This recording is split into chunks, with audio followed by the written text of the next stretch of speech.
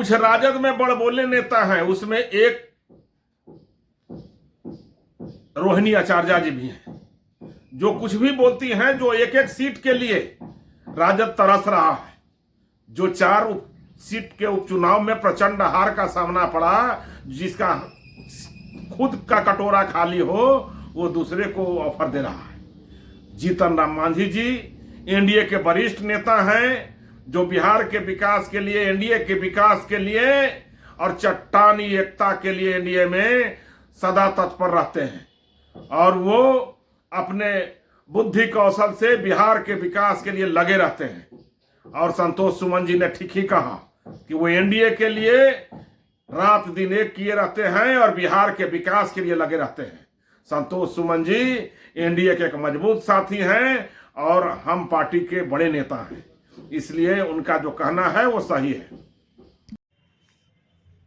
देखिए, सबसे बड़ी बात यह है कि जीतन राम मांझी जी कह रहे हैं कि हमें भारतीय जनता पार्टी ठगने का काम कर रही है, और दूसरी ओर उनके पुत्र कह रहे हैं कि ऐसी कोई बात नहीं है। पहले पिता पुत्र फैसला कर ले कि कौन किसको ठग रहा है।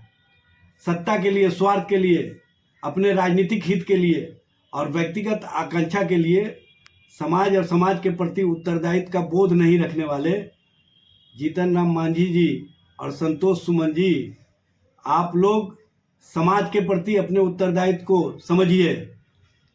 राष्ट्रीय जनता दल लालू प्रसाद जी की सोच है, जो शोषित है, जो वंचित है, जो पिछड़ा है, जो अति पिछड़ा है, जो समाज का सबसे कमजोर वर्ग है, उसको हम मान सम्मान देने के प्रति, हम समाज के प्रति उत्तरदायित्व को समझते हैं और हम समाज के मान सम्मान को आगे बढ़ाने का काम करते हैं।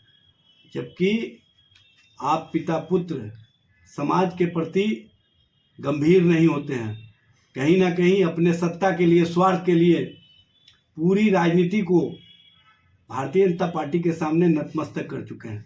और भारतीय जनता पार्टी आप जैसे लोगों को राजनीतिक रूप से इस्तेमाल करती है, और इस्तेमाल करने के बाद आपको कहां पहुंचाने का काम किया है, ये स्पष्ट रूप से दिखता है। पिता पुत्र में मैतक नहीं होना ही समझ में आता है कि राजनीति को आप लोगों ने सिर्फ अपने व्यक्तिगत आकांक्षा के लिए और व्यक्तिगत आकांक्षा की पूर्ति के लिए इस तरह का कार्य किया है।